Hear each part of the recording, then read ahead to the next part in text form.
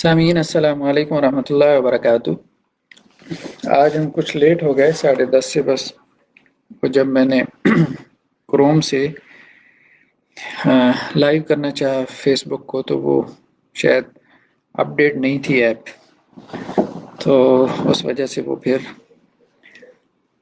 नहीं हो सका। तो फिर मुझे फायरफॉक्स जो है वो दूसरा ब्राउज़र डाउनलोड करके फिर जो है वो लाइव करना पड़ा। बहरहाल ये टेक्निकल इश्यूज़ हैं, आते जाते रहते हैं, ख़ास तौर पे ऑनलाइन जब भी हम कोई काम करते हैं।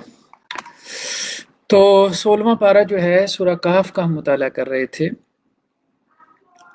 सूरह कहफ में जो है वो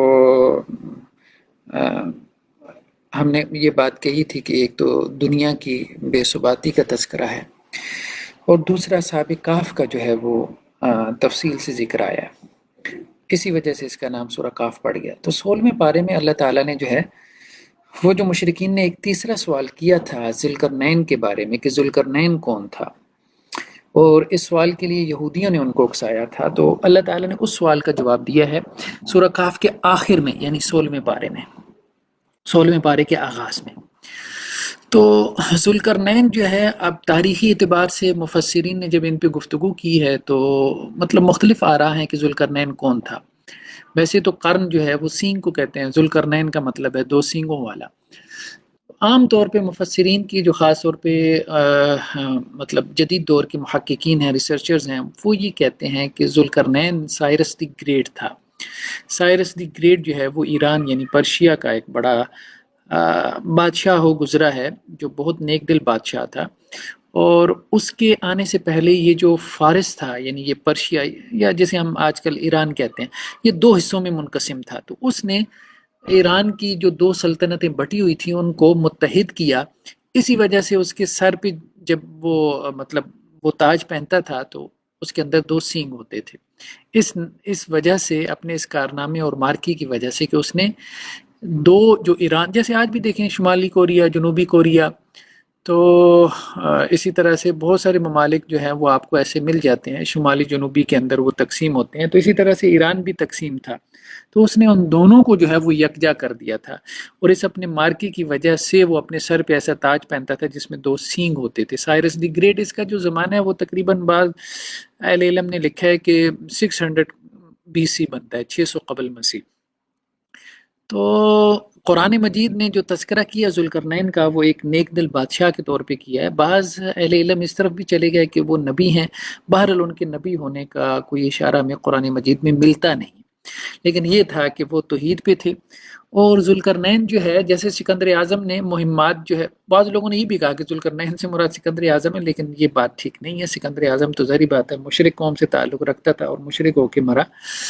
तो सिकंदर आज़म का जो है वो उस किरदार से क्या ताल्लुक़ कि जिसकी अल्लाह ताला कुरान मजीद में इतने खुल की तारीफ़ कर रहे हैं। तो ज़ुल्करनैन ने भी जो है वो मुहिम जोई की है, मतलब दुनिया के एक बड़े मुतमद्दिन हिस्से को जो है वो अपनी सल्तनत में, अपनी कलमरो में शामिल किया। तो इनकी 3 मुहिमें जिनका तज़किरा कुरान ने किया, तो उनमें से एक मुहिम, मतलब जिस मुहिम पे निकलते थे तो वो फिर मतलब फतूहात करते ही चले जाते थे। तो कुरान मजीद ने इनकी एक मुहिम का तज़किरा किया है कि जिसमें ये फतूहात करते करते जो है वो बहुत आगे निकल गए। और फिर इन्होंने एक कौम को देखा है और वो कौम उनको ये कहने लगी कि जी हमारे ऊपर जो है वो पहाड़ों को के पीछे से याजूज और माजूज आके हमला करते हैं। तो ये हज़रत ज़ुल्करनैन की जो है वो तीसरी मुहिम थी।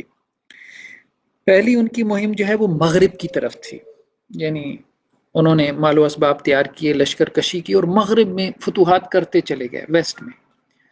और वहाँ तक पहुँच गए कि जी जहाँ कुरान कहता है कि जी सूरज जो है वो आगे गदले पानी में गुरूब हो रहा था, यानी आगे समुंदर था, मुतमद्दिन दुनिया ख़त्म हो गई थी। फिर उनकी उसके बाद जो है वो जो दूसरी उनकी मुहिम थी वो मशरिक की तरफ थी। और यहाँ तक कि फतूहात करते करते कुरान ये कहता है कि मतली अशम्स, सूरज के तुलू होने की जगह पहुँच गए, यानी इंतहाई मशरिक में पहुँच गए, जिसे हम चढ़ते सूरज की जो है वो सरजमीन कहते हैं। और वहाँ पे उन्होंने एक कौम को देखा कि जो अपने घरों की छतें नहीं बनाते थे, यानी खुले आसमान के तले रहते थे। پھر ایک تیسری مہم جو ہے وہ حضرت ذوالقرنین نے تیار کی تھی، اور یہ جو تیسری مہم ہے اس کی کوئی ڈائریکشن کا تذکرہ قرآن نے نہیں کیا ہے، یعنی مشرق اور مغرب، پہلی دو مہمیں تو مشرق اور مغرب میں تھیں، تیسری مہم کی ڈائریکشن کا تذکرہ نہیں کیا گیا، لیکن حضرت ذوالقرنین جو ہے وہ فتوحات کرتے کرتے جو ہے دو پہاڑوں کے درمیان ایک وادی میں پہنچ گئے، تو بالغ بین السدین کے الفاظ جو ہے وہ قرآن نے استعمال کیے، تو وہاں حضرت ذوالقرنین نے لوگوں سے گفتگو کی، تو وہ قرآن نے یہ بات کہی ہے کہ حضرت ذوالقرنین کو ان کی باتیں سمجھ نہیں آتی تھی، تو وہ انہوں نے اشاروں سے حضرت ذوالقرنین کو بتایا کہ یہ پہاڑوں کے پیچھے سے ایک قوم جو ہے جو یاجوج ماجوج ہے ہمارے اوپر حملہ آور ہوتی ہے اور تباہی اور فساد برپا کر کے بھاگ جاتے ہیں، تو آپ ہمارے ساتھ کوئی جو ہے نا وہ بھلائی کریں کہ ہم ان مفسدین سے جو ہے وہ بچ جائیں، باقی جو آپ کہتے ہیں ہم مان لیتے ہیں۔ تو حضرت ذوالقرنین نے جو ہے وہ ان کو کہا کہ تم ایسا کرو کہ میرے پاس پگھلا ہوا تانبا لے کے آؤ، تو اور تمہارے پاس جو افرادی قوت ہے میرے پاس لے کے آؤ، تو میں یہ جس پہاڑی درے سے وہ آتے تھے، یعنی دو پہاڑوں کے درمیان ایک درہ تھا، اس کو میں گیپ کو فل کر دوں گا اور پھر وہ آ کے حملہ آور نہیں ہو سکیں گے، تو اس کو سد ذوالقرنین کہتے ہیں، یعنی حضرت ذوالقرنین نے جو دیوار قائم کی تھی۔ بعض لوگ کہتے ہیں کہ جی یہ دیواریں چین ہے، لیکن بہرحال یہ تو وہ نہیں ہے، یہاں تو قرآن واضح طور پہ کہتا ہے کہ جی وہ پگھلا ہوا تانبا تھا، ٹھیک، تو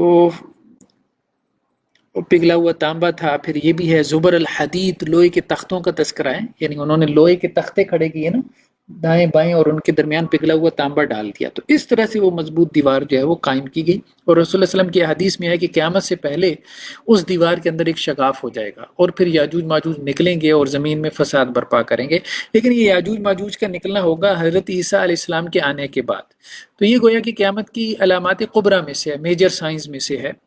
تو میجر سائنس میں سے جیسے پہلے مہدی ہوں گے، مہدی کے بعد پھر جو ہے نا وہ دجال، دجال کے بعد پھر حضرت عیسیٰ کے بعد پھر یاجوج ماجوج، اور آخر میں جو سب سے بڑا سائن جس کا تذکرہ ہمیں ملتا ہے وہ سورج کا مغرب سے غروب ہونا، سورج کا مغرب سے جو ہے وہ طلوع ہونا، اور اس کے بارے میں رسول اللہ صلی اللہ علیہ وسلم نے کہا کہ جب وہ ہو جائے گا تو پھر گویا کہ لوگوں کے لیے توبہ کا دروازہ بند کر دیا جائے گا، پھر ایمان جو ہے وہ قبول نہیں کیا جائے گا۔ اس کے بعد اگلے رکوع کے اندر ہم دیکھتے ہیں کہ اللہ عز و جل نے، یعنی پچھلے رکوع میں تو یاجوج اور ماجوج کا تذکرہ ہے، جن کا تذکرہ جو ہے وہ احادیث میں بھی آتا ہے، اس سے اگلے رکوع میں اللہ عز و جل نے جو ہے وہ ان لوگوں کی نشاندہی کی ہے جو سب سے زیادہ خسارہ پانے والے لوگ ہیں، تو کہا گیا کہ اے نبی صلی اللہ علیہ وسلم ہم آپ کو خبر نہ دیں ان لوگوں کی جو سب سے زیادہ نقصان میں ہیں، سب سے زیادہ خسارے میں ہیں، تو یہ کون لوگ ہیں؟ الذین ضل سعیہم فی الحیات الدنیا، جن کی ساری سعی و جہد، جن کی ساری کوشش کاوشیں دنیا کے لیے، بس صبح سے لے کے شام تک دنیا کے لیے، جسے ہم اپنی زبان میں کہتے ہیں کھوتوں کی طرح لگی ہوئی ہیں، دنیا کمانے میں، دنیا بنانے میں، مطلب جیسے اب دیکھیں نا، چلیں مسلم معاشروں میں ہمارے ہاں جہاں ایمان ہے، پھر کچھ شعور ہے، کوئی نیکی ہے، کوئی نماز روزہ ہے، ٹھیک ہے، کوئی، لیکن آپ کبھی مغرب میں چلے جائیں، ویسٹ میں چلے جائیں، یا مغرب کیا مشرق میں جو نان مسلم کنٹریز ہیں، جیسے جاپان میں چلے جائیں، چائنا میں چلے جائیں، دن ہے رات ہے کوئی پتہ ہی نہیں ہے، بس مطلب کھانے پینے کا بھی ہوش نہیں ہے، لوگ لگی ہوئی ہیں۔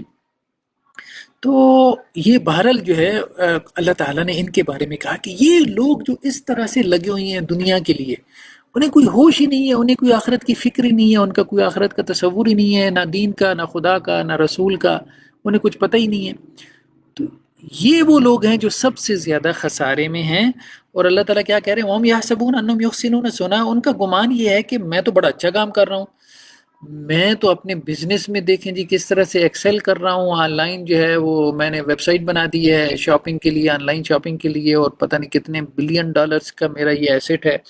اب لوگ ایسے ہی ہیں نا، آپ دیکھیں یہ دراز پی کے والے اور یہ جو دوسرے علی بابا والے، یہ حضرت صاحب جنہوں نے بھی بنائی ہے، تو آپ ان کو دیکھیں لوگ کس طرح سے ان کو وہ مختلف شوز والے، ٹاک شوز والے ان کو بلواتے ہیں، اور لوگ ان کو کس طرح سے آئیڈیالائز کرتے ہیں، اور وہ بھی لوگوں کو اسی طرح سے جو ہے وہ اپنے اس کام پہ لگانے کی کوشش میں لگے ہوتے ہیں۔ ٹھیک ہے، انسان کو دنیا کا کرنا چاہیے، لیکن یہ ہے کہ جو اللہ سے غافل ہو کے، آخرت سے غافل ہو کے، دنیا کا ہی ہو کے رہ گیا ہے، مطلب گدھوں کی طرح، جانوروں کی طرح جو ہے وہ دنیا کے لیے جی رہے ہیں، دنیا کے لیے کام کر رہے ہیں، 12 12 گھنٹے، 16 16 گھنٹے ہیں، اور پھر ہفتے میں جو کماتے ہیں وہ ہفتے اتوار والے دن ویکنڈ پہ عیاشی میں اڑا دیتے ہیں. تو یہ کیا مطلب یہ دنیا کا تصور ہے، یہ کیا لائف سٹائل ہے؟ تو اللہ تعالیٰ نے کہا کہ سب سے زیادہ خسارے میں، سب سے زیادہ نقصان میں اصل میں یہ لوگ ہیں. تو یہ وہ لوگ ہیں جنہوں نے اللہ کی آیات کا انکار کیا ہے، اللہ کی ملاقات کا انکار کیا ہے. اللہ تعالیٰ ان کے اعمال کو ضائع کر دیں گے. یعنی اگر کوئی نیکی والا عمل ہوگا بھی، کوئی چیریٹی کر دی، کوئی صدقہ خیرات کبھی کر دیا، کسی غریب مسکین کی مدد کر دی، فلا نقیم لہم یوم القیامت، قیامت والے دن ہم ان کے لیے میزان بھی نہیں لگائیں گے. مطلب یہ بھی نہیں ہوگا کہ جی تولیں تو صحیح ان کے اعمال، ایسا بھی نہیں ہوگا، سیدھا جہنم میں ان کو جھونک دیا جائے گا. تو بہرحال یہ بہت بڑی ناکامی ہے، بہت بڑا خسارہ ہے کہ انسان صرف دنیا کا، جسے کہتے ہیں نا، دنیا کا بیٹا بن کے رہ جائے، دنیا کا پتر بن کے رہ جائے.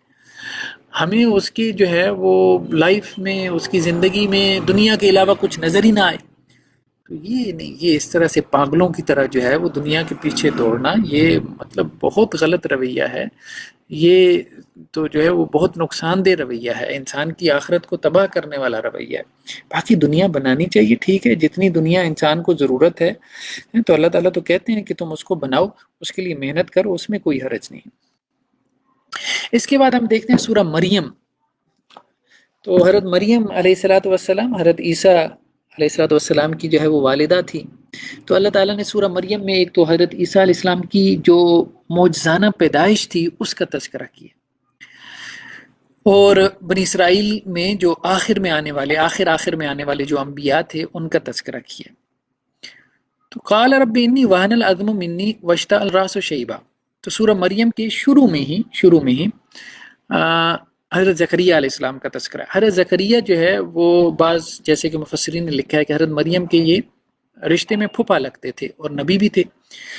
تو انہوں نے حضرت مریم علیہ السلام کی جو ہے وہ پرورش کی تھی. چونکہ نبی بھی تھے تو اس لیے جو ہے وہ جو لوگ اپنے آپ کو اللہ کے گھر کی خدمت کے لیے وقف کر دیتے تھے تو ان میں حضرت مریم بھی تھی. تو اس لیے انہوں نے ان کی جو ہے وہ پرورش کی اور ان کی پرورش کا ذمہ لیا. بڑھاپے میں حضرت زکریا نے یہ دعا کی کہ اللہ تعالیٰ میں تو اب جا رہا ہوں، تو اب یہ بنی اسرائیل، یہ جو آپ کی قوم ہے، پرانی امت مسلمہ تو وہی تھے، ان کی اصلاح کے لیے مسلسل نبی آ رہے تھے. تو یا اللہ کون میرا وارث بنے گا، کون ان آپ کی یہ جو ہے وہ بھیڑ بکریوں کو دیکھے گا، ان کو شیطان سے، بھیڑیوں سے بچائے گا.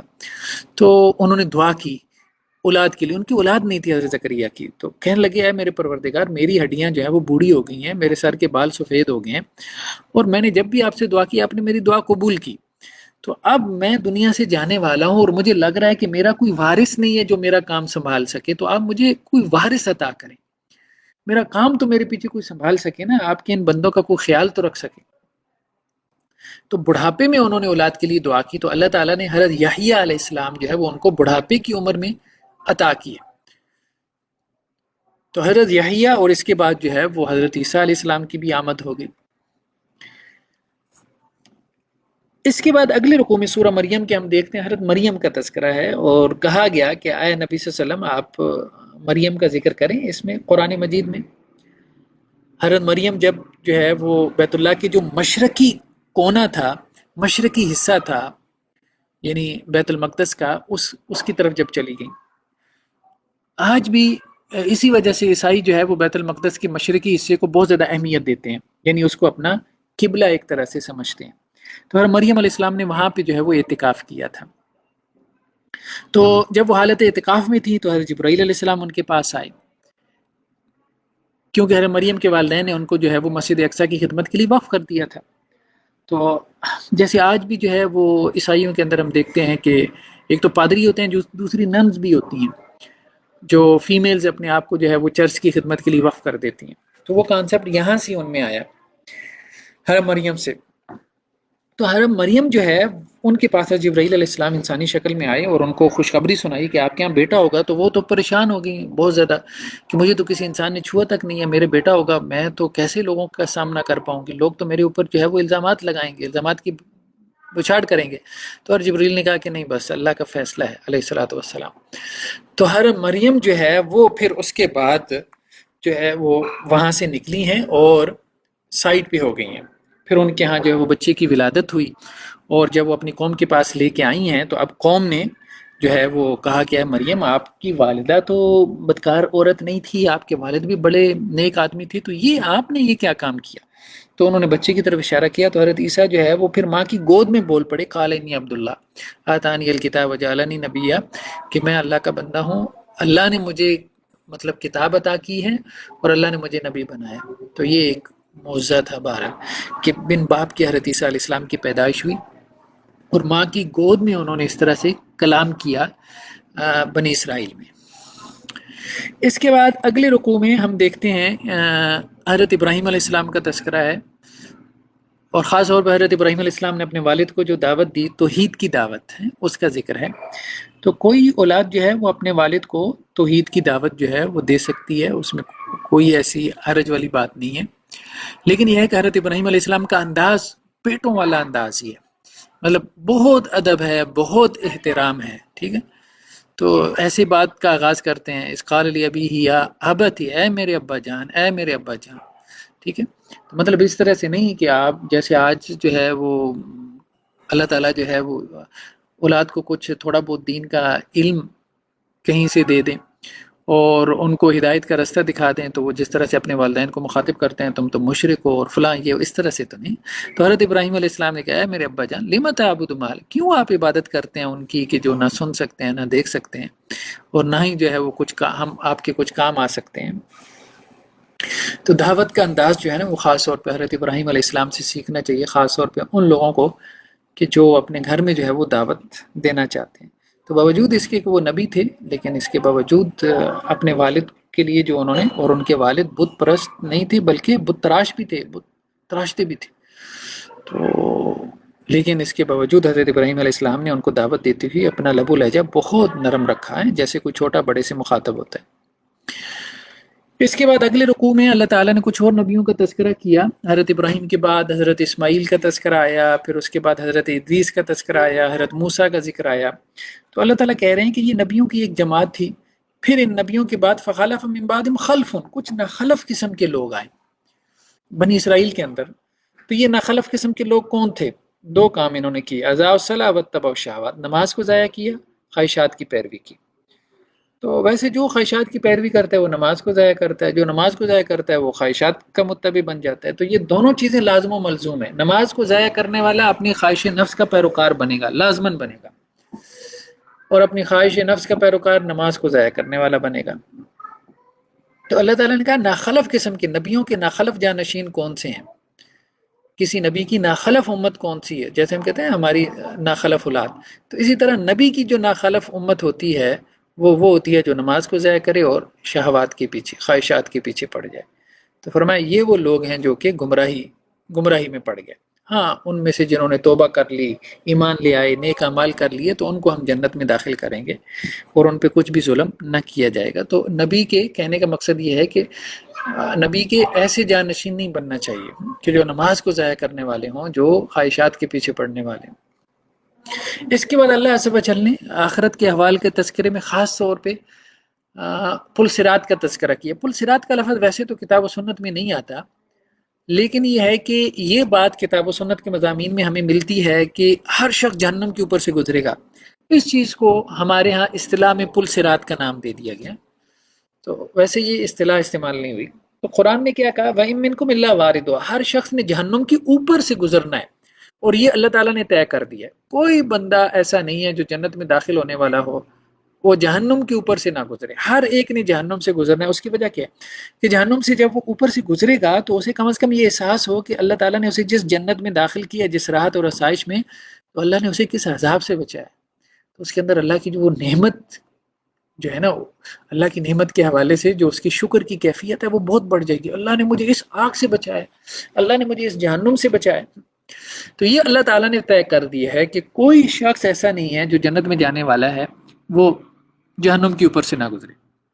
پھر اللہ تعالیٰ کیا کہتے ہیں، جو لوگ تو متقی ہیں ان کو تو ہم بچا لیں گے، جیسے حدیث میں بھی آتا ہے اللہ تعالیٰ کہتے ہیں کہ لوگ اپنے اعمال کی جیسے جیسے ان کے اعمال ہوں گے اسی طرح سے جہنم کے اوپر سے گزریں گے۔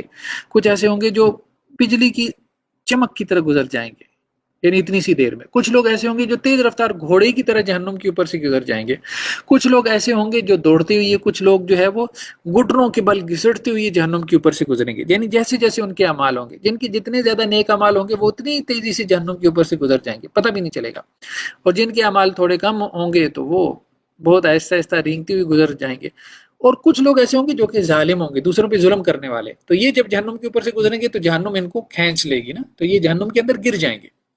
تو یہی اللہ تعالیٰ نے کہا وَنَذَرُ الظَّالِمِينَ فِيهَا جِثِيًّا، ہم ظالموں کو کیا کریں گے؟ جہنم کے اندر گرا دیں گے. جیسے پل ہوتا ہے نا، پل کے اوپر سے آپ نیچے گر جائیں تو وہ جہنم کے اوپر سے نیچے گر جائیں گے اور گھٹنوں کے بال وہ جہنم کے اندر پڑے ہوئے ہوں گے. تو اس طرح سے لوگ جو ہے وہ جہنم میں داخل ہوں گے. اس کے بعد اللہ عز و جل نے آخری رکوع میں سورہ مریم کے عیسائیوں کے ایک عقیدے کا رد کیا ہے. خاص طور پہ ان کا یہ عقیدہ کہ اللہ تعالیٰ نے جو ہے وہ بیٹا بنایا ہوا ہے. عیسائیوں میں بھی مختلف فرقے ہیں. تو عام طور پہ پروٹسٹنٹس کے اندر کچھ فرقے ہیں جو یہ کہتے ہیں کہ جی اللہ کے بیٹے ہیں حضرت عیسیٰ. اور جو کیتھولک والے ہیں ان میں کچھ فرقے ہیں جو یہ کہتے ہیں کہ ثالث و ثلاثہ یعنی تیسرے ہیں، 3 خداؤں میں سے حضرت عیسیٰ جو ہے وہ تیسرے ہیں. اور کچھ تو ایسے بھی ہیں آرتھوڈاکس میں سے جو تو سیدھا ہی حضرت عیسیٰ علیہ السلام کو جو ہے وہ رب اور خدا مان لیتے ہیں. تو اللہ تعالیٰ یہ کہہ رہے ہیں کہ انہوں نے وقالوا اتخذ الرحمن ولدا، انہوں نے رحمان کا بیٹا بنا لیا. یہ کہتے ہیں کہ جی رحمان نے جو ہے وہ اپنے لیے بیٹا بنایا.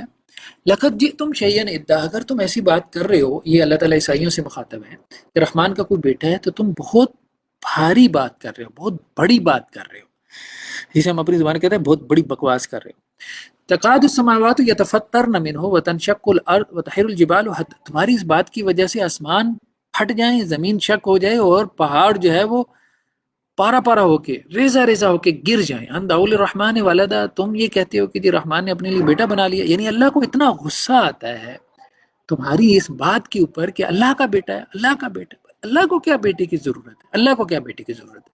جو نبی ہیں سب رسول ہیں، سب اللہ کے بندے ہیں، سب اللہ کے بندے ہیں. اللہ کے مقابلے میں تو وہ کچھ بھی نہیں ہے اور اللہ کو ضرورت بھی نہیں ہے کوئی بیٹا بنانے کی. وما ينبغي للرحمن ان يتخذ ولدا، رحمان کے لیے یہ جائز نہیں ہے، رحمان کے یہ شیان شان نہیں ہے کہ وہ کسی کو اپنا بیٹا بنائے. سب جب اللہ کے بندے ہیں، اللہ کی مخلوق ہیں، تو اللہ کو بیٹے کی کیا ضرورت ہے؟ پھر اللہ کا بیٹا ہے تو پھر اللہ کی پہلے بیوی بنائیں گے. ٹھیک. اس کے بعد آخری آیات میں سورہ مریم کی اللہ کے رسول صلی اللہ علیہ وسلم کی جو دعوت ہے، خاص طور پہ یہ جو قرآنی دعوت ہے، تو اس کی 2 ڈائمنشن کا تذکرہ کیا، 2 جہتوں کا. کہ نبی صلی اللہ علیہ وسلم ہم نے اس قرآن کو آپ کی زبان پہ بہت آسان کر دیا ہے. قرآن بہت آسان ہے، خاص طور پہ اپنی دعوتی مقاصد کے اعتبار سے. یہ تو بشیر بہ المتقین وتنذر بہ قوما لدا، آپ کیا کریں اس قرآن کے ذریعے متقین کو بشارت دیں، یعنی جنت کی خوشخبری دیں. جو آدمی تو عمل کر رہا ہے نا تو اس کو اپریشیٹ کریں، اس کو بتائیں کہ بھائی اس عمل کے اوپر جنت ملے گی، تاکہ وہ مزید نیک اعمال کرے. ٹھیک ہے. اس کو تو آپ فضائل کی باتیں سنائیں. ہاں جو سرکشی میں پڑا ہوا ہے، جو اللہ کی نافرمانی میں پڑا ہوا ہے، اسے آپ اللہ کی رحمت کی باتیں سنائیں گے تو وہ کیا کرے گا؟ وہ تو اور بگڑ جائے گا اور فساد کے اندر مبتلا ہو جائے گا. وہ جیسے بعض جو ہے وہ بگڑی ہوئی صوفیوں نے کہا کہ یہ جو اللہ تعالیٰ نے عذاب سے ڈرایا ہے نا، یہ اصل میں ایسی ہے جیسے ماں اپنے بچے سے کہتی ہے کہ او ٹھہر جا تیرا میں قیمہ بنا دوں گی. تو وہ قیمہ تھوڑا بناتی ہے، وہ ویسے ڈرانے کے لیے کہتی ہے. اللہ نے بس ایسے ڈرانے کے لیے نہ یہ ساری باتیں سخت باتیں یہاں قرآن میں کر دی ہیں. اللہ تعالیٰ کچھ نہیں کہنے والا، اور بڑا رحیم ہے، یہ ہے وہ ہے. تو نہیں، قرآن مجید یہ کہتا ہے اپنے نبی کو کہ آپ نے متقی کو خوشخبری دینی ہے. متقی کو، جو اللہ سے ڈرنے والا ہے، جو برائی سے بچنے والا، اس کو آپ نے خوشخبری دینے. وَتُنذِرَ بِهِ قَوْمًا لُدًّا، جو تو جھگڑالو قوم ہے، جھگڑا کر رہی ہے، بات سنتے ہی نہیں ہے، اس کو آپ نے ڈرانا ہے، اس کو آپ نے ڈرانا ہے. یہ بہت عام ہے، تبشیر اور انذار. تو جو معصیت میں پڑا ہوا ہے اس کو تو ڈرانا ہے، اللہ کی نافرمانی میں پڑا ہوا ہے اس کو تو ڈرانا ہے. جو ظالم ہے، ظالم کو آپ کیا خوشخبریاں سنائیں گے کہ بھئی تم تسبیح پڑھ لو تو اللہ تعالیٰ تمہیں جو ہے وہ سبحان اللہ ایک مرتبہ کہو تو اللہ تعالیٰ تمہارے لیے جنت میں ایک درخت لگا لیں گے اتنا بڑا کہ جس کے سائے کے نیچے 80 سال تک جو ہے وہ گھوڑا دوڑتا رہے. یہ ظالم کو ہم یہ خوشخبریاں سنائیں گے؟ بھئی ظالم کو تو ہم یہ بات سنائیں گے کہ اللہ کے رسول صلی اللہ علیہ وسلم نے یہ بات کہی، جیسے صحیح مسلم کی روایت ہے کہ یہ ظلم جو ہے وہ قیامت والے دن اندھیرے کی صورت میں ہوگا. اس ظلم کا تمہیں قیامت والے دن جو ہے وہ حساب دینا پڑے گا، اس ظلم کی وجہ سے تم جہنم کا ایندھن بننے والے ہو، تو اس کو تو آپ وحید سنائیں گے۔ تو خوشخبریاں جو ہے وہ متقی لوگوں کے لیے ہیں، ٹھیک ہے، ہمارے دین میں ترغیب ہے، تشویق ہے، یہ سب متقی ڈرنے والوں کے لیے ہیں۔ اور جو ڈرنے والے نہیں ہیں، جو سرکش ہیں، جو باغی بنے ہوئے ہیں، جو ظالم ہیں، تو ان کو تو جو ہے وہ خوشخبریاں نہیں سنائی جائیں گی، ان کو پھر ڈر سنایا جائے گا، جو اللہ تعالیٰ نے ڈر سنایا ہے اپنی کتاب کے اندر۔ اس کے بعد سورۃ طٰہٰ ہم دیکھتے ہیں۔ سورۃ طٰہٰ جو ہے وہ قرآن مجید کی خوبصورت ترین صورتوں میں سے ہے، مطلب اپنے تلاوت کے اعتبار سے، اپنے پڑھنے کے اعتبار سے۔ اس سورہ مبارکہ کے اندر تفصیل سے جو ہے وہ حضرت موسیٰ علیہ السلام کا قصہ بیان ہوا، جادوگروں کے ساتھ جو ان کا ایک مقابلہ ہوا تھا اس کو اللہ تعالیٰ نے تفصیل سے بیان کیا۔ اور عام طور پہ ہمارے ہاں جو عامل یعنی جو جادو ٹونے تعویذ گنڈے کا علاج کرتے ہیں تو وہ بھی یعنی سورہ طٰہٰ کی تلاوت سجیسٹ کرتے ہیں، خاص طور پہ ان لوگوں کے لیے جن پہ کوئی جادو ٹونا وغیرہ۔ ویسے سورہ بقرہ بھی تجویز کی جاتی ہے، لیکن سورہ طٰہٰ تو بس اخیر درجے میں ہے، مطلب جس کا کوئی مسئلہ ختم نہ ہو رہا ہو، جسے کہتے ہیں کہ جس کے اوپر کوئی بدترین قسم کا بھی جادو ہوا ہو نا تو وہ بھی ٹوٹ جاتا ہے۔ تو اللہ عز و جل نے اس میں توحید کو بہت بیان کیا، اور حضرت موسیٰ علیہ السلام کو جو اللہ تعالیٰ نے فتح عطا کی جادوگروں کے اوپر، اس کو بہت تفصیل سے نقل کیا گیا اس سورہ کے اندر، سورہ طٰہٰ میں۔ تقریباً اکثر و بیشتر کیا تمام سورت ہی حضرت موسیٰ علیہ السلام کے قصے پہ مشتمل ہے، کوئی آخر کے جو ہے وہ 2-3 رکوعوں کو چھوڑ کے۔ ویسے تو آدھے پاری کی صورت ہے۔ تو شروع میں ہی جو ہے وہ حضرت موسیٰ علیہ السلام کے پہلا رکوع جو ہے وہ حضرت موسیٰ علیہ السلام کا قصہ شروع ہو جاتا ہے کہ جب وہ مدین سے واپس آ رہے تھے مصر کی طرف، تو راستے میں کوہ طور کے قریب انہوں نے آگ دیکھی، تو اپنی اہلیہ کو کہا کہ تم یہاں ٹھہرو، رات کا بھی وقت تھا اور وہ پیدل سفر کر رہے تھے لکودک صحرا میں، تو انہوں نے کہا کہ میں وہاں سے کوئی راستہ پوچھ کے آتا ہوں، اور سردی کا موسم ہے تو کوئی آگ بھی، کوئی انگارہ بھی ساتھ لے آؤں گا۔ تو جب وہ وہاں پہنچے ہیں تو وہ اللہ تعالیٰ نے ان سے گفتگو جو ہے وہ کلام کیا، تو حضرت موسیٰ علیہ السلام نے اللہ تعالیٰ کی گفتگو، اللہ کے کلام کو سنا، تو اللہ تعالیٰ نے کیا کہا، اننی انا اللہ لا الہ الا انا، اے موسیٰ میں اللہ ہوں، میرے علاوہ کوئی معبود نہیں، فاعبدنی، میری عبادت کرو، واقم الصلاۃ لذکری، اور نماز میری یاد کے لیے پڑھا کرو۔ بہت اہم بات ہے کہ نماز کا اصل مقصد کیا ہے، اللہ کی یاد۔ وہ نماز بھی کوئی نماز ہے کہ جس میں اللہ تعالیٰ یاد نہ رہے، ٹھیک ہے؟ تو نماز اصل میں جو نماز انسان کے اندر تبدیلی لے کے آتی ہے، جیسے ہم کہتے ہیں کہ نماز جو ہے وہ بے حیائی کے کاموں سے روکتی ہے، تو وہ نماز وہی ہے کہ جس کے اندر ہمیں توجہ حاصل ہو جائے، جیسے اللہ کے رسول صلی اللہ علیہ وسلم نے کہا کہ ایسے اللہ کی عبادت کرو جیسے تم اللہ کو دیکھ رہے ہو، اللہ تمہیں دیکھ رہا ہے۔ تو نماز کے اندر توجہ بہت اہم چیز ہے، یعنی یہ وہ سنت ہے کہ جس کی تلقین ہمارے ہاں ممبر و محراب سے ختم ہو گئی۔ ویسے تو نماز کے ظاہر کے اوپر تو سارے لوگ ہی لیکچر دیتے رہتے ہیں، رفع الیدین کرنا ہے نہیں کرنا، آمین بالجہر پڑھنی ہے نہیں پڑھنی ہے، سورہ فاتحہ پڑھنی ہے نماز کے اندر نہیں پڑھنی ہے، تو یہ سارے مسئلے مسائل جیسے نماز کی ظاہری صورت، اس کو تو بہت زیادہ فوکس کیا جاتا ہے ہمارے خطبات میں، ہماری واعظ و نصیحت میں، لیکن اصل میں جو نماز کی روح ہے، نماز کا جو سب سے بڑا آبجیکٹو ہے وہ کیا ہے، وہ اللہ کی یاد ہے۔ اور رسول اللہ صلی اللہ علیہ وسلم کی نماز کیسی نماز ہوتی تھی، اور نماز کیا، حضرت عائشہ رضی اللہ عنہ کہتی ہیں کہ رسول اللہ صلی اللہ علیہ وسلم جو ہے وہ اذان کی آواز سن لیتے تھے تو ایسے ہو جاتے تھے جیسے آپ کا ہم سے کوئی تعلق ہی نہیں ہے، یعنی بس گھر میں ہیں، ہم سے بات چیت کر رہے ہیں، سارے کام ہو رہے ہیں، لیکن اچانک اذان کی آواز آتی ہے تو ایسے ہم سے بیگانے ہو جاتے تھے جیسے اللہ کے رسول کا ہم سے کوئی تعلق ہی نہیں ہے۔ تو یہ اذان کے ساتھ ہی آپ صلی اللہ علیہ وسلم کا یہ معاملہ ہو جاتا تھا، نماز کی طرف اتنی توجہ، اور وہ اذان کے وقت سے حاصل ہو جاتی تھی۔ تو یہ بہت عام ہے، مطلب ہم اس طرف توجہ زیادہ دیں کہ جو کسی عبادت کی جو اسپرٹ ہے، جو اس کی روح ہے، اس کو ہم حاصل کرنے کی کوشش کریں زیادہ سے زیادہ۔ باقی اس کی ظاہری فارم، ظاہری بات ہے، اس کی بھی اہمیت ہے کہ وہ سنت کے مطابق ہونی چاہیے وہ نماز، اس کی بھی بہت اہمیت ہے، لیکن اس سے بھی زیادہ اہمیت جو ہے وہ اس کی خشوع اور خضوع کی ہے، جو ہمیں نماز میں حاصل ہونا چاہیے۔ اس کے بعد ہم یہ دیکھتے ہیں کہ حضرت موسیٰ علیہ السلام کو اللہ تعالیٰ نے جب نبوت سے سرفراز کیا، تو نبوت عطا کی کوہ طور میں، تو اللہ تعالیٰ نے حضرت موسیٰ کو کہا کہ اب آپ کو ہم نے یہ کام اسائن کیا کہ آپ نے فرعون کو جا کے جو ہے وہ دعوت دینی ہے۔ تو حضرت موسیٰ نے کہا کہ اللہ سبحانہ و تعالیٰ میری زبان تو لڑکھڑاتی ہے، تو آپ میرے بھائی کو بھی میرے ساتھ لگا دیں۔ تو پھر حضرت موسیٰ کے جو بھائی ہارون تھے ان کو بھی نبی بنا دیا گیا۔ تو اب یہ دونوں جو ہے وہ فرعون کے دربار میں گئے ہیں، اور دونوں نے فرعون کو جو ہے وہ دعوت دی ہے، اللہ کی طرف جو ہے وہ فرعون کو بلایا ہے، پکارا ہے۔ تو اب جب فرعون کو انہوں نے دعوت دی ہے تو فرعون نے جو ہے وہ جب دیکھا، ظاہری بات ہے کہ وہاں پہ فرعون کے اور بھی وزیر تھے، فرعون کے اور بھی جو ہے وہ مشیر وغیرہ بیٹھے تھے، تو اسے یہ لگا کہ اب یہ میرے وزراء اور مشیران میں سے کوئی حضرت موسیٰ کی دعوت سے متاثر نہ ہو جائے، تو یہ اپنے حمایتی نہ، اپنے سپورٹر نہ پیدا کر لیں۔ تو اس نے ایک چال چلی، اس نے کہا کہ آباء و اجداد کی عصبیت تو ہر قوم کے اندر ہوتی ہے، تو میں کیوں نہ موسیٰ سے یہ سوال کروں کہ ہمارے آباء و اجداد کہاں پہ ہیں؟ تو جب موسیٰ کہیں گے نا وہ تو سارے گمراہ تھے، تو یہ سارے جو ہے وہ موسیٰ کے خلاف جو ہے وہ ہو جائیں گے، یہ سارے پھر موسیٰ کی باتوں میں کوئی بھی نہیں آئے گا۔ تو اب فوراً جو ہے وہ فرعون تھا تو بہت چلاک، تو کہنے لگا کہ اے موسیٰ، یہ ساری باتیں تو جو آپ نے کی ٹھیک ہے، آپ کا رب ہے اور آپ کے رب نے سب کچھ پیدا کیا ہے، سارا جو ہے وہ نظام ہستی چلا رہا ہے، فما بال القرون الاولیٰ، آپ یہ کہتے ہیں ہم گمراہ ہیں، ہم بت پرستی کر رہے ہیں، ہم غلط راستے پر ہیں، لیکن یہ تو ہمارے باپ دادا کا دین تھا نا، تو آپ کی ہمارے باپ دادا کے بارے میں کیا رائے ہے؟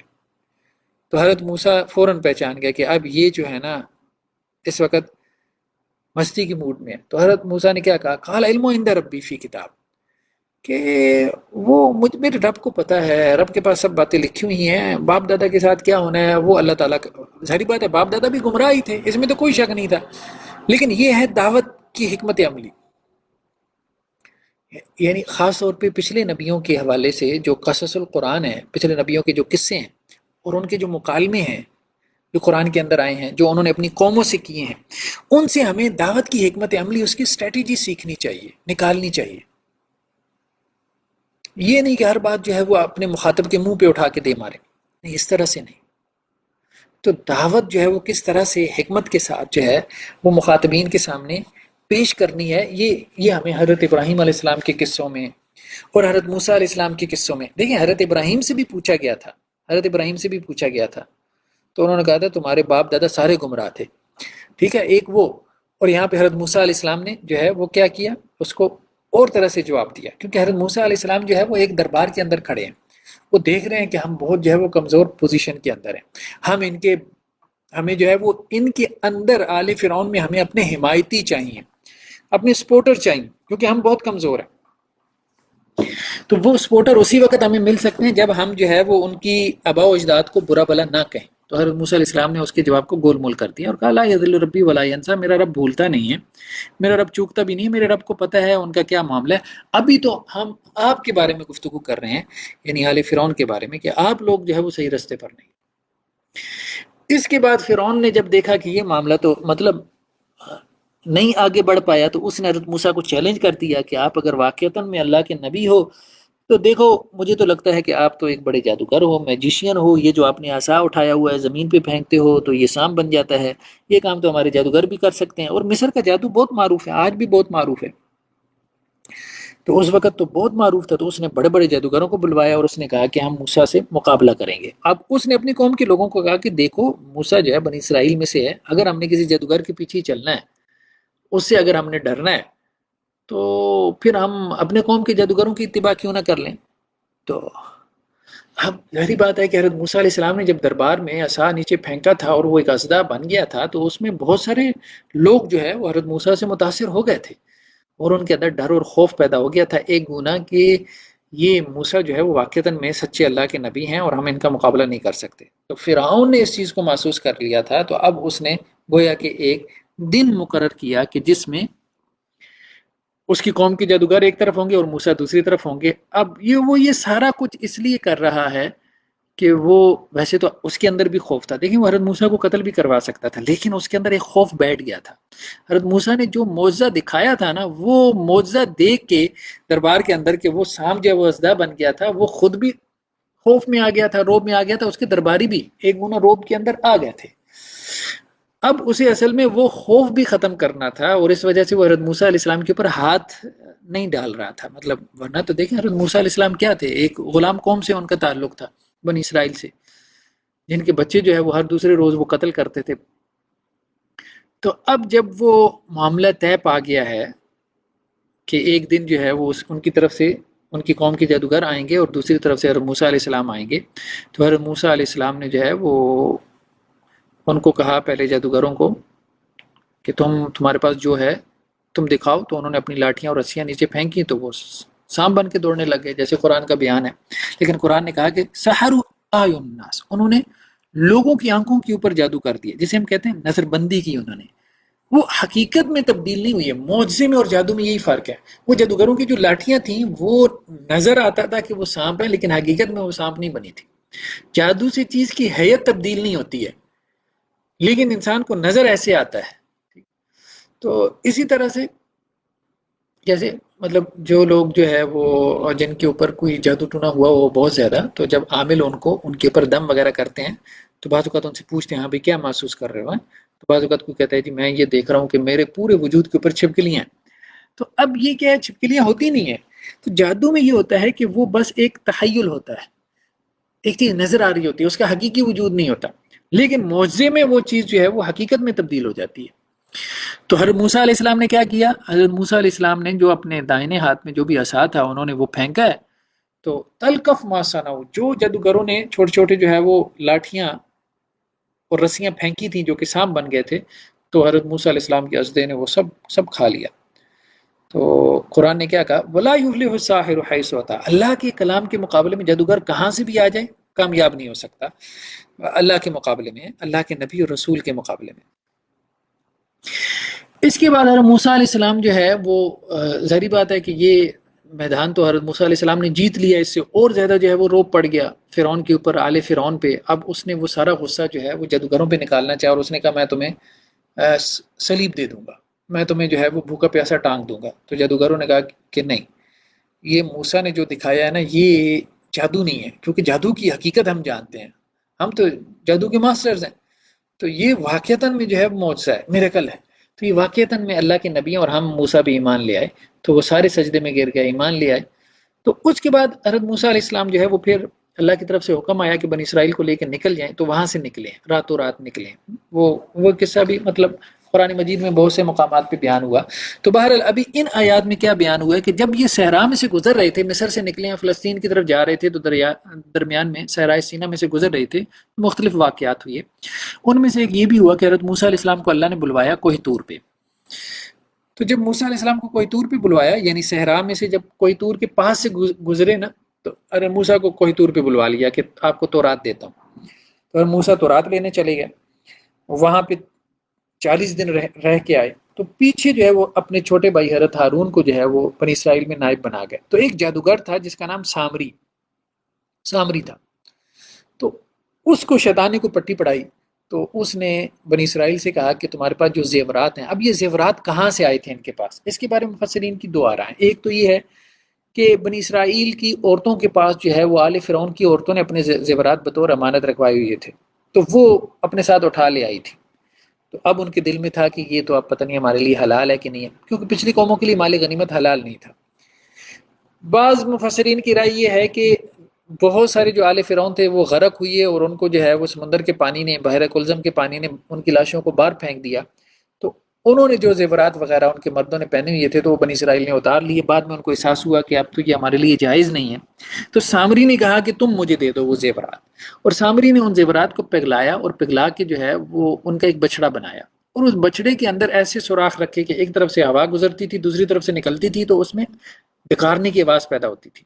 تو اب وہ بنی اسرائیل سے کہنے لگا کہ بھائی دیکھو، ھذا الہکم و الہ موسیٰ فنسی، یہ اصل میں تمہارا یہ بچڑا جو ہے نا یہ تمہارا معبود ہے، اور موسیٰ تو بھول گئے ہیں، وہ کوہ طور پہ چلے گئے ہیں اپنا معبود ڈھونڈنے، اصل میں تو یہ معبود ہے. تو یہ بچڑے کی جو محبت تھی نا، یہ بیسیکلی مصر میں بچڑے کی پرستش کی جاتی تھی مصریوں کے اندر. تو یہ بنی اسرائیل میں اس لحاظ سے جو ہے وہ ایک بچڑے کی محبت والا عنصر وہاں سے آیا تھا. تو بنی اسرائیل میں سے ایک جماعت جو ہے وہ بچڑے کی پوجا کرنا شروع ہو گئی سامری کے کہنے پہ، اور ایک بڑی جماعت جو ہے وہ اس سے رکی رہی. حضرت موسیٰ علیہ السلام جب واپس آئے ہیں تو انہوں نے جب یہ معاملہ دیکھا ہے تو وہ بہت غصے ہوئے، ایون کہ اپنے بھائی حضرت ہارون کی داڑھی پکڑ لی، تو ان کو داڑھی سے کھینچا. تو انہوں نے کہا کہ اے موسیٰ، اس میں میرا قصور نہیں ہے، میں نے تو ان کو روکنا چاہا، ان کو منع کیا، لیکن یہ رکنے کو تیار ہی نہیں تھے.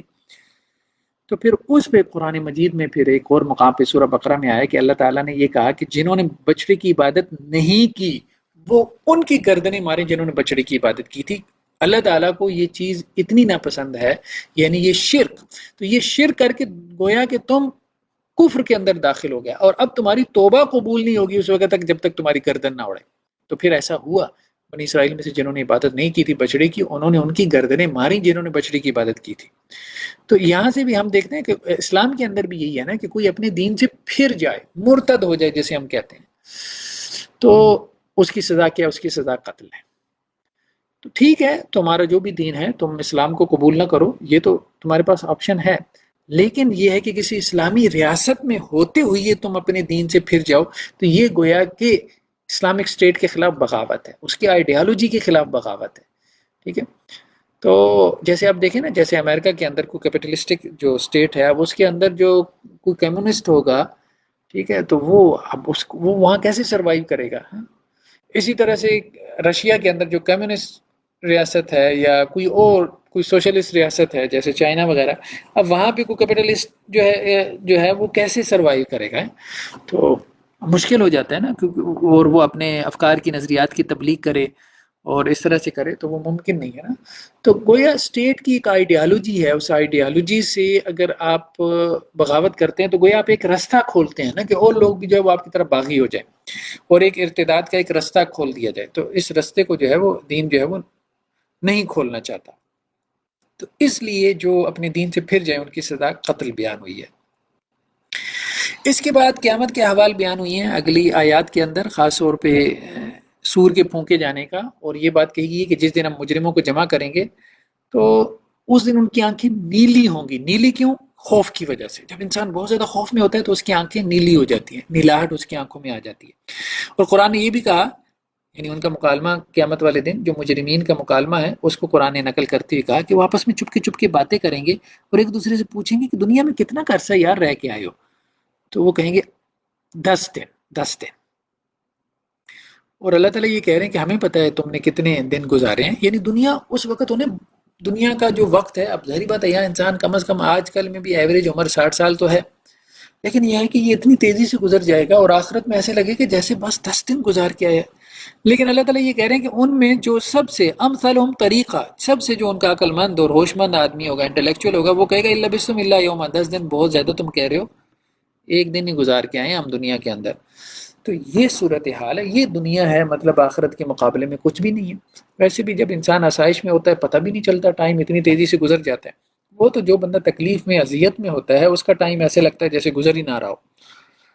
تو بہرحال آخرت میں تو پتہ بھی نہیں چلے گا انسان کو کہ اس کا ٹائم یہ کس طرح سے گزر گیا. اس کے بعد اللہ تعالیٰ نے آخرت کے احوال میں سے شفاعت کے کانسیپٹ کو واضح کیا، اور قرآن مجید میں کئی مقامات پہ اس کو واضح کیا گیا، کیونکہ مشرکین مکہ کا شفاعت کا کانسیپٹ بہت بگڑا ہوا تھا. وہ یہ کہتے تھے کہ یہ ہمارے جو بت ہیں یہ ہمارے شفیع ہیں، سفارش کریں گے.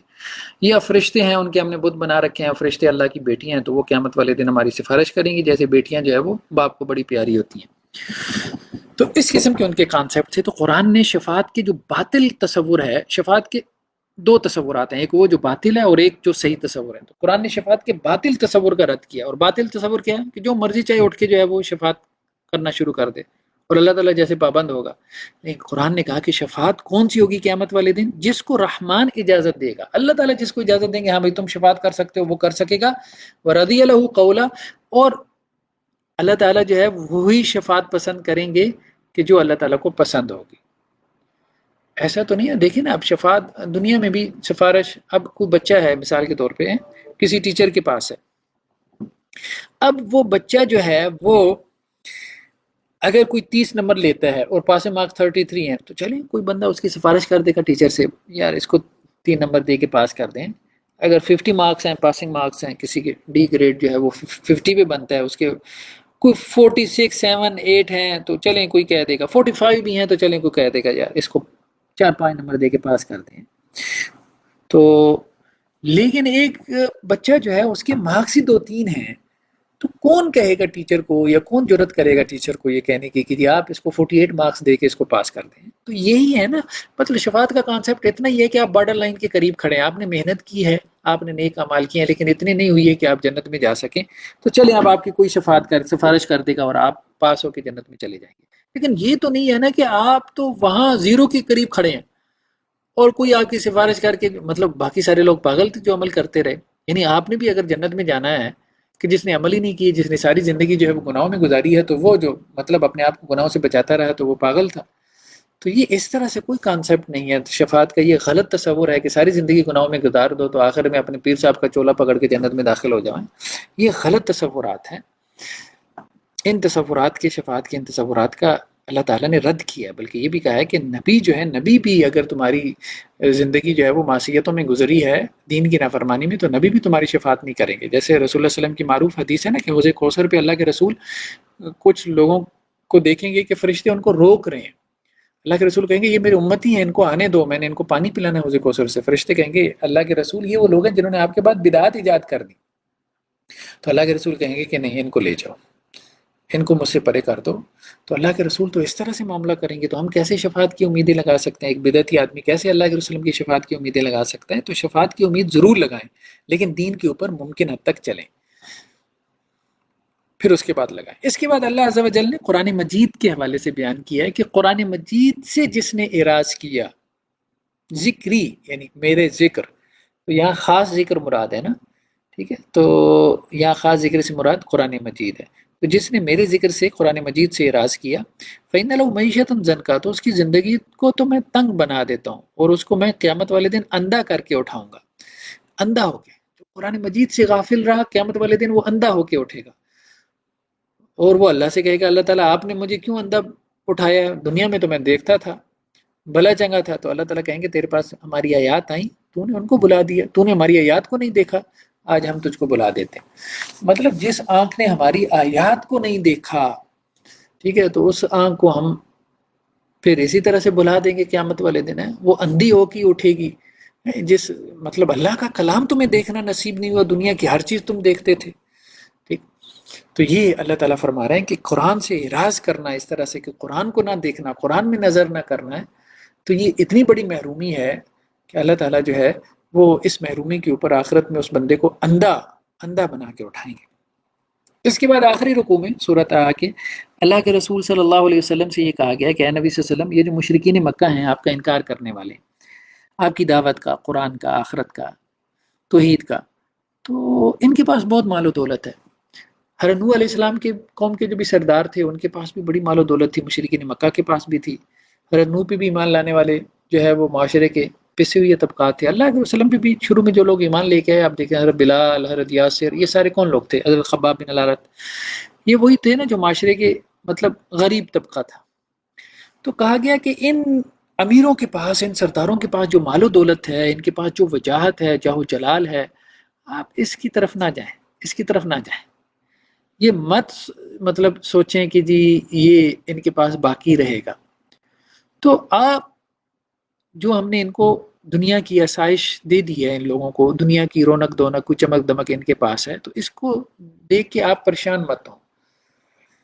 یہ ہم نے ان کی آزمائش کے لیے جو ہے وہ ان کو یہ سب دنیا دی ہے، اور آپ کے رب کے پاس جو رزق ہے وہ بہت بہتر ہے، جو جنت کی صورت میں ان غریب لوگوں کو ملنے والا ہے۔ بعض اوقات نبی کے دل میں بھی یہ بات آ جاتی تھی کہ یا اللہ، جو آپ کو ماننے والے ہیں اور آپ کے لیے ماریں کھانے والے ہیں، وہ بیچارے بھوکے پیاسے، اور جو لوگ آپ کا انکار کرنے والے ہیں وہ اتنی عیاشی میں زندگی گزاری جا رہے ہیں۔ تو یا اللہ یہ کیا؟ آپ کے ماننے والوں کو تو کی دنیا تو بہتر ہونی چاہیے نا۔ تو اس پہ کہا گیا کہ نہیں، آخرت کا جو رزق ہے وہ بہت بہتر ہے۔ باقی یہ دنیا جو اللہ تعالیٰ نے کافروں کو دے دی ہے، تو یہ تو آزمائش کے لیے اللہ تعالیٰ نے دی ہے، اور اس آزمائش میں وہ بری طرح سے ناکام ہے۔ اور وہ دنیا ہے بھی کتنی، مطلب آخرت میں وہ جیسے پیچھے آیات گزری ہیں، 10 دن گزارے ہیں، جو بہت بتیرا عقل مند ہوگا وہ کہے گا 1 دن گزار کے آئے ہیں۔ تو آخرت کے مقابلے میں تو یہ کچھ بھی نہیں۔ اللہ کے رسول صلی اللہ علیہ وسلم نے جیسے کہا کہ جیسے سمندر میں تم سوئی کو ڈبو تو سمندر کی سوئی کے جو ناکی کے اوپر پانی لگتا ہے، تو سمندر کے مقابلے میں جتنا یہ پانی ہے، اتنا ہی آخرت کے مقابلے میں یہ دنیا آخرت کی یہ نسبت ہے۔ تو کوئی نسبت تناسب ہی نہیں ہے۔ تو اللہ سے دعا ہے کہ جو باتیں کہی گئی ہیں، سنی گئی ہیں، اللہ تعالیٰ ہمیں ان پہ عمل کی توفیق عطا فرمائے۔ صدق اللہ العظیم۔